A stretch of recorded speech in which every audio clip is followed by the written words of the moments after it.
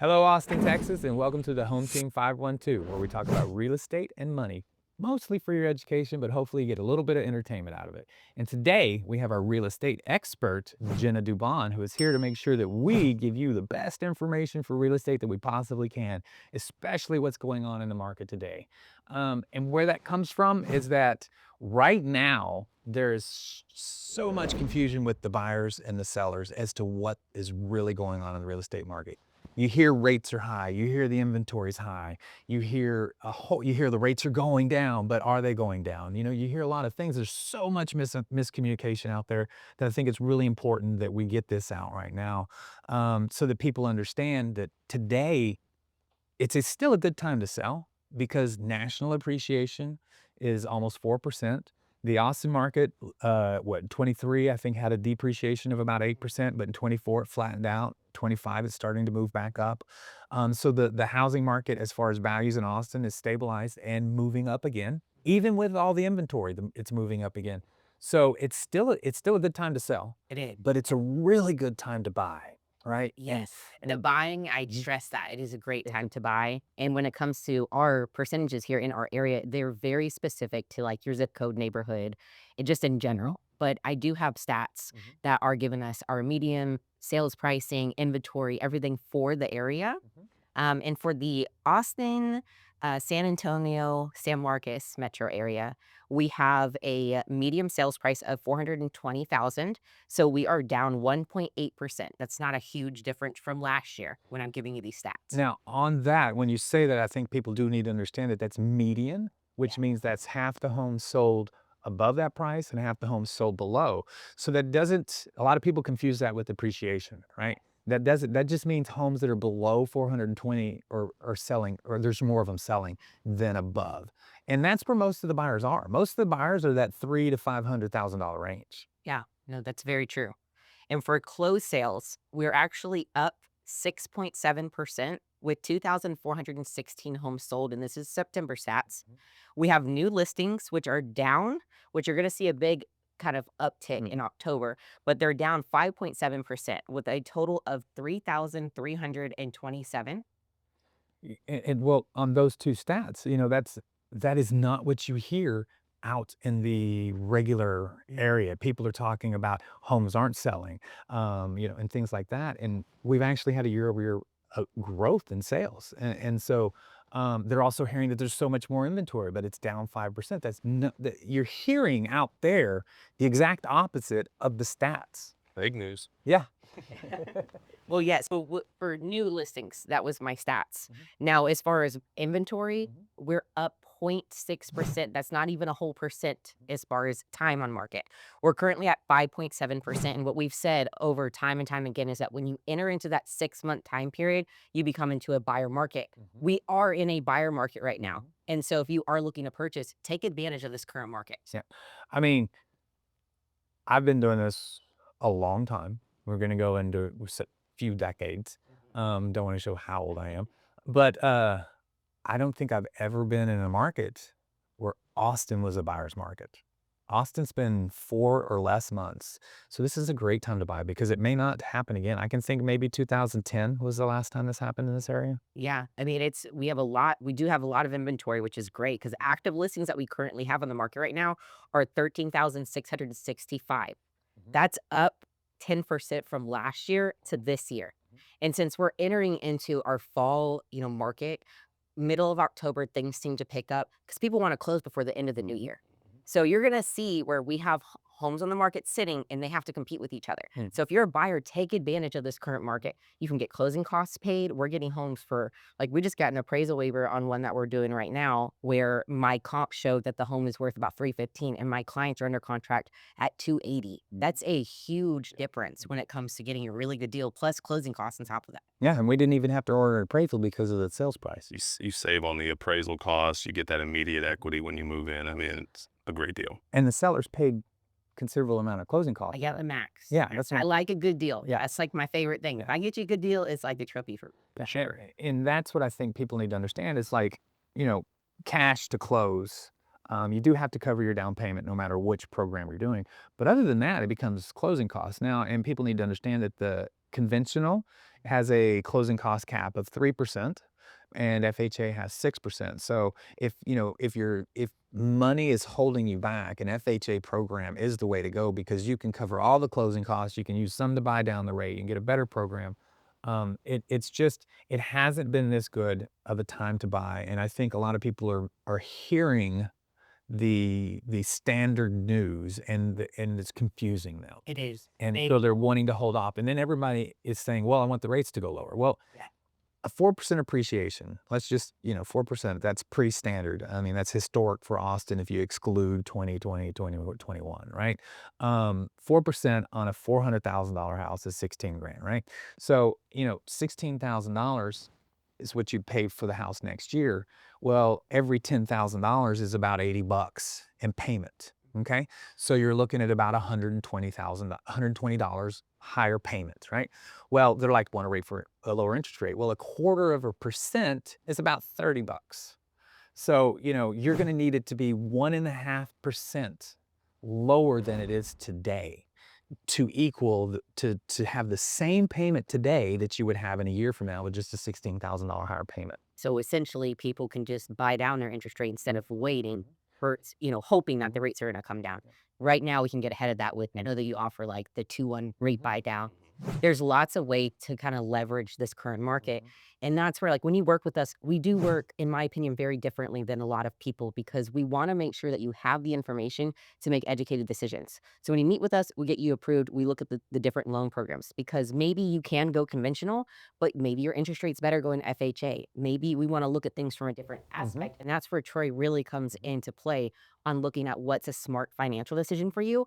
And then I come in to make sure that you understand what you're looking at in plain English. I like to like break things down where I'm like, okay, let's make this more simple. Here's what you're going to be paying. Here's how much you're saving. But Troy is the mastermind to that. And then we go and we find you a home in the budget you want to be in. Because you give me what you're comfortable with, and I try to get us underneath that. That's always my goal. And then at the end of the day, by the time you are done with your transaction, we like you to understand what you're doing, feel very comfortable. I don't like there to be surprises with my money, so I make sure there's no surprises with yours. Absolutely. And it costs absolutely nothing to consult with us. Submitting an application, getting a soft credit pull. We don't do a hard credit pull until you're under contract, so it's not going to ding your credit. You can essentially just see where you're at. Yeah. What do I qualify for? If you're doing a refinance, what can I get out of it? We love to talk to buyers about that kind of thing. So it goes a long way knowing where you're at. Because lots of home buyers, they're scared to apply because of the interest, or not interest rate, because of their credit. They don't want it to hit their credit. And with y'all doing a soft pull, it's really nice because these people that you see right here are the people you're going to be talking to in order to get you approved for whatever loan that you end up getting. Absolutely. And as far as like the credit situation, sometimes, we need 3, 6 months to fix things, to adjust things, because making some payments, paying down a credit card can change your credit score, 20, 40 points, by Within that 3 to 6 month yeah, period. in that three to And six don't month you have period. that great program, that rapid rescore program? Yeah, we can do something within a few days. Or if, because sometimes somebody, hey, we need to make about a $3,000 adjustment. That may take them 3 to 6 months to kind of adjust. And so, but then you're ready. And sometimes, people want to get the cart in front of the horse. And showing my age when I say that, I know. You But used to get to school, right? yeah, that's how I guess. Yeah, yeah, uphill both ways. But that's the credit and the application needs to be the first thing, simply because that shows you what you can do. And if you're not where you want to be today, let's say you want to buy a $400,000 house and you're not where you want to be, let's say you can only buy 350 for whatever reason. Well, again, we got you, we understand, and then all of a sudden the rates do fall. Now you qualify for the 400,000 where you didn't 6 months ago. And those are all sorts of opportunities, but you never know. Um, and people, I don't think understand that the home appreciation is the greatest wealth builder America offers. 100%. I mean, and If you plan to live somewhere for a while, yeah. I can't Oh, even explain, like, especially with these programs that we had talked about, doing the first time home buyer programs. I had people that bought homes from me over 10 years ago with programs like that. They have probably $300,000 in equity with spending none of their own money in order to get that. That's insane. And there's no timing in the market. Being No. in it, there's no substitute for just being Yeah. in the market, Yeah. whether it's It's rate, always whatever it is. last year. The best time to be in the market is always last year. It's just it is. It's always last year. The 2008 to 2010 financial crisis, I forget what they called it back then, the housing crisis or something, showed me that no matter what happens, your house will always at some point be worth more than you bought it, because people that bought it in 2008 and then the market really fell because of all that stuff. Well, by 2011 they had money. By 2015 they had a lot of money. So If you look at it worst case scenario, Mhm. let's say like the worst thing happens, their home doesn't even go up in value. They're still paying down the Mhm. principal of their own. You're gonna leave your home with something Mhm. versus renting. You're paying 100% interest Mhm. because that's going to somebody else building their wealth versus you looking at building your own. And the main thing with us is just getting a game plan together. That's all we want to do for you. And once you have that in place, then you can time the market where you're comfortable. But usually you want to be ready because if you find the house and you're not ready, you usually miss that opportunity or you're looking way outside of where you're gonna be comfortable payment wise, and we don't wanna stretch you to where you're uncomfortable. Mhm. I mean, we just had 3 people last month that kinda found a house and came to us, and by the time they got us their income and stuff and they made an offer, it was too late. Because good homes, people don't understand that good homes go fast. Yeah. Average homes are average homes and they hang out there, but the home that you fall in love with, if you're not ready, you can lose out on it, which is not something that people have been used to over the last year or so. So that's one of the things where I think the idea of I can take my time to get this done is it's going away. And if the rates do drop another 1/4%, that's gonna add about 8 million buyers to the market nationwide, That's right. and there's not that many homes. Now that makes me think, since the news has been coming out when they do say, "Oh, the rates have dropped," Mhm. how has y'all's applications been? They're very sporadic. They've gone up, Yeah, about 20% over the last 60 days, that's a big uptick. but they haven't gone up in the areas where I think that I would if I was out there, like, refinancing a home, cash out, getting myself back into the situation because out of the situation I put myself in the last couple years, or buying that home that I've been looking for. It's just there's more caution because I think people are kind of waiting to see if there's better things out there. Mhm. And that's an American concept. But the idea, because if you talk to anybody that bought a house, 4 years ago, it's worth more today, and things like that. And that's always going to be the answer. Waiting. It's like Colton said, even when you talk about investments, timing is the worst thing you can do. Yeah, Colton's one of his high school friends is in the financing industry, and he called me. He's like, "Is now a good time to buy?" And I was like, dude, you're in finance.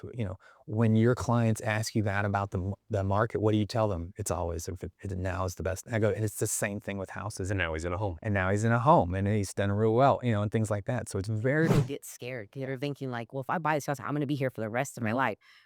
The average people live in a house anywhere from 5 to 7 years. That's the average. Mhm. So as long as you can live somewhere for 5 to 7 years, Mhm. it could be a very good property to purchase. And even within that 5 to 7 years, you can build good equity. For sure, Yeah. Absolutely. especially depending on your areas. Yeah, yeah. I mean, 4%, and now the houses are, $500,000. 440 is the median. So I mean, you're looking at 100 grand. And that's what people need to understand. 5 years, you can have 100 grand to apply to your next house. Yeah. Hey everyone, thank you for watching the Home Team 512 with Jenna Dubon, Colton Manella and myself. We hope you've enjoyed what you've heard. If you want to reach out to me, of course, you've got the QR code right there. You can also reach out to me at loansfromtroy.com. Give me a call at 855-299-HOME, and we'll see you in just a minute.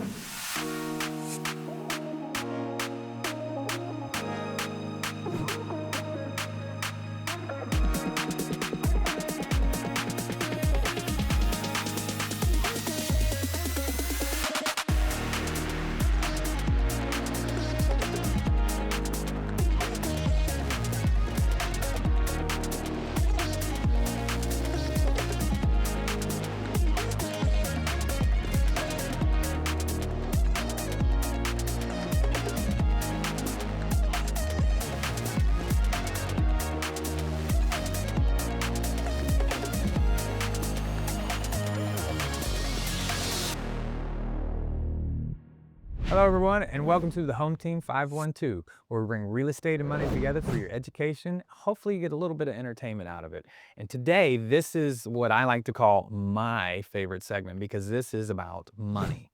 I grew up in the 70s and 80s. 401ks were not known. Parents didn't understand money. That was the first generation of dual income families, and so people just kind of winged it. And now that we've gone through this, I think there's a total misunderstanding of what money can do for you, what it is, how it works. And so I like to what I've learned. And, most of it's from making mistakes, and so I like to give what I learned. And the most important thing I've learned is that credit cards are terrible. They're the worst thing in the world for you. If you have credit card debt and you're not paying it off every month, you are giving your future money away. And so how you get out of that, and, Colton here can be a prime example. How you get out of that is the first thing you do is you create a budget. You create a budget of everything you spend and everything you bring in, right? And if you're not putting at least 10% away for your future you, I don't know if y'all used to watch 3.5 Men, but Future Alan. I used to watch 2.5. Yeah, 2.5 Men, that's right, it's been so long. Future Alan, and this is for future Alan. You need to have a future Alan pile of things, and it's the earlier you start, the so much easier it is, because we've done the compounding, at 22, it's like 150 bucks a month. At 27, I mean, it's like 300 bucks a month. And you're a prime example, because it was a couple of years ago. You came to me, you were really stressed about money, right? And we sat down and did your budget, and you had more left over than you realized. You were like, I'm like, look at all this discretionary income you have. And you're like, huh. It was so funny because you were, I don't know if you were staying up at night, but it felt like when we were having that conversation that you were having trouble sleeping over your money issues. And when we broke out your budget, you had money left over. And so, but now, that was 2 years ago. You started investing, you started putting money in your 401k, you opened an account, and as your income has grown through, job advancements and things like that, you have maintained your investments, and then and so you haven't, because you started at a number, because we calculated it. Hey, this is the number you need to save. What was it, $450? Yeah. $450 a month. $450 a month. And then when you're at 65, you'll have a nice retirement, and it's $450. Now you're lucky, for someone, closer to my age, we got to talk. We got to do a lot more work on it. But, because compounding interest is your friend, the younger you are, and timing. Time in the market is more important than timing the market. And that's the problem that I think a lot of people don't understand. You always want to find the next Amazon or something. Yes. It just doesn't always work Yeah. out that way. Or the next NVIDIA. That's what everybody's talking about right now, and it's not so much that. A lot of people are scared of that concept, and investing in stocks. I spent a long time before I invested in individual stocks, right? The safest, easiest thing to do is just an index fund, Yep. right? Like an S&P 500. S&P 500, there's QQQs, IVVs. We're not endorsing any of them. You get with your own or anything like that, but an index fund, because like the S&P is 11% over the last X number of years. And I mean, we're talking decades. So if you're just dropping in money, it's going to go up, it's going to go down, it's going to go up, but over a 10-year period, it's going to grow 11%. The market always does this, but as it's doing that, it's doing this. And this is the part that scares everybody, because they'll want to look at it when it's here and not look at it when it's here. And so when it's here, they freak out and want to sell instead of just knowing. Because if you always look at something 5 years back, it's always doing a number up. It's always an incline, as long as it's a good solid company and things like that. But that's why index funds are the safest, most beneficial thing, and you can buy those index funds. You don't have to have a stock person. I don't really recommend it until you get a whole lot of money, somewhere around 250,000 or so. That's when I recommend the money person, because that's enough to where you need to start making it. But you can index fund $400 a month every month, especially if you're in your 20s. If you're in your 30s, you need to be about $700 or $800 a month, probably closer. I think what was the number, closer to 15, right? It was like 13 and some change if you're in your mid 30s, to have the same amount of return. It is significant, just going from 25 to 30, the amount that you have to prevent to kind of get to that goal of $1 million or whatever it is. It's substantial, the amount you have to. Yeah. Wow. Yeah. How And did then y'all get started on that? Like looking at your budget? I came to him and I was just, I was putting gas on a credit card and he was like, yeah, stop doing that. Like, it was just, it was the stress in me that built up that I was just like, I got to talk to somebody, and he's good with all that stuff. So I was like, let's set it up. Tell me what I'm doing wrong. Tell me what I'm doing right, and tell me what I need to fix. And he did. I took his advice, and I'm not thriving, but I'm doing better. So it's gotten to a point now to where there's more discretionary income. I don't have credit card debt. I paid my car off. I mean, as a kid, I watched him drive a Honda Accord for 15 years. I mean, it's Well, you drive that paid off car until it won't go anymore, and all the money you would be spending on that, you put, in your savings account, in your 401k, and investments, anything like that. So, I mean, it's just small changes like that go a long way over time. yeah, and I didn't create any of this. I didn't. I just read books. Dave Ramsey is one of my, you know, I want to say mentors that I've never met or spoken to, but I've read everything. I've listened to him, and he's, I don't follow him completely. I'm more the home and things like that. I view those as a vehicle of appreciation and asset building, whereas he views that as a debt. So there's differences, and you can't, it's like it's so funny. I tell everybody, I go, every weight loss program, every exercise program works. All of them work if you do them. Yeah. You just have to find the one that gets you out of bed. The one that, and with Colton is a prime example, is that we took what he was spending, we took some of his discretionary, we applied that towards his lowest balanced debt. I don't remember the numbers, but he paid that off. And once he paid that off, he took all the money, including the minimum payment of the lowest balanced debt, and applied that to the next debt, right? And he paid that all off. And then he took the minimum balance now of two things, plus the excess he was using, and applied that off. And we left him money to live on, because you have to, if you're just living to pay bills or pay off things, that's not living either. So he had money to live and to go eat dinners and go to concerts. He had that, but that was an X amount. And if he went over it, he couldn't do it.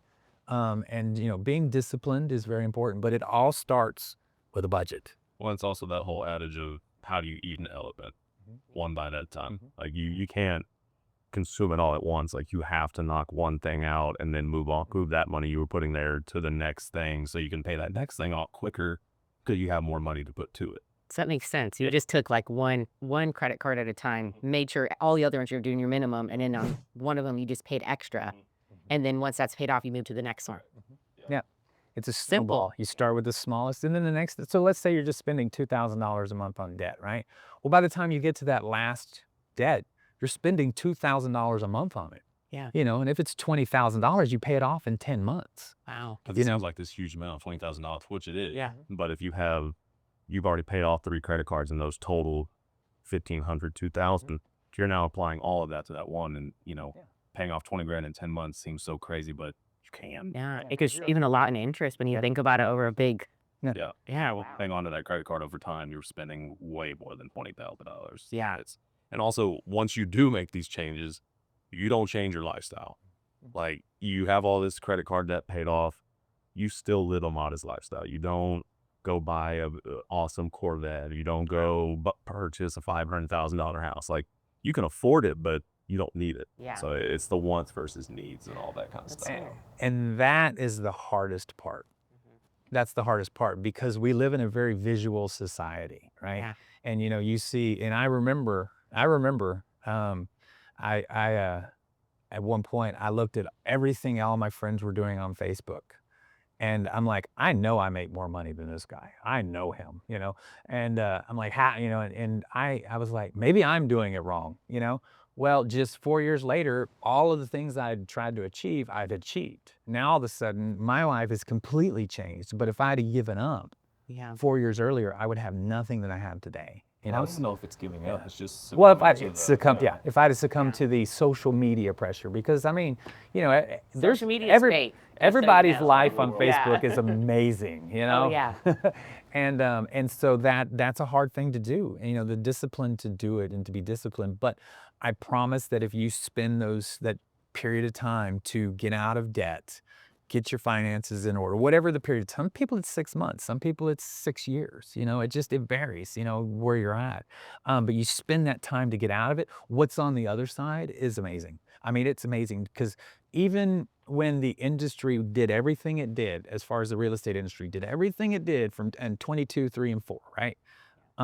I never stressed about finances, even though the sales and volume and income just whoosh, because I kept that baseline of what my bills would be. And the baseline is still the same today. And no matter what my income, when my income went up, it was invested. When it went down, it paid bills. And so I never had to go through what a lot of people had to go through, but that's because I did the work.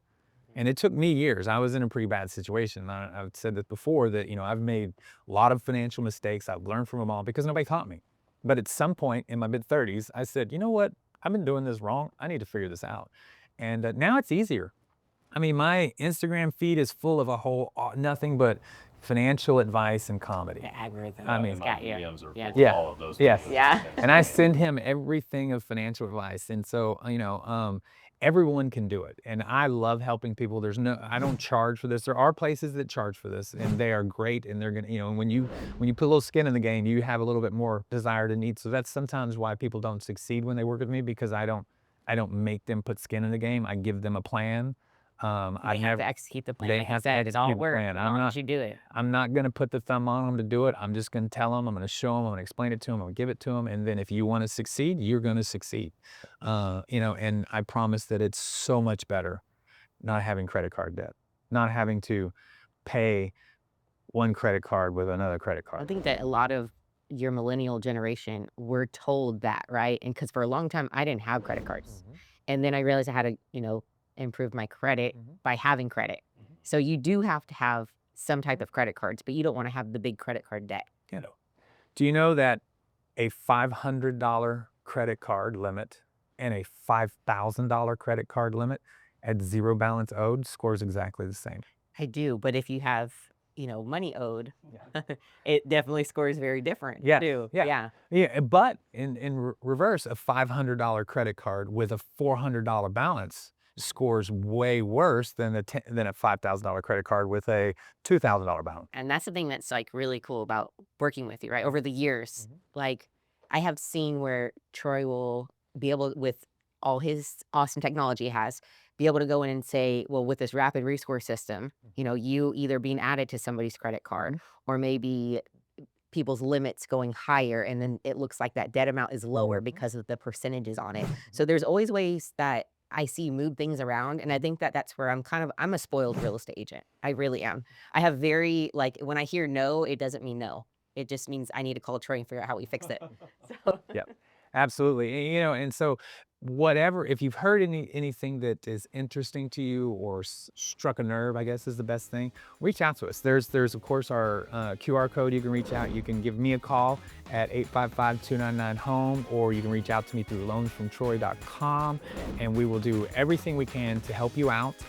But until then, we will see you next week. You've been watching the Home Team 512, and we hope you got something out of it.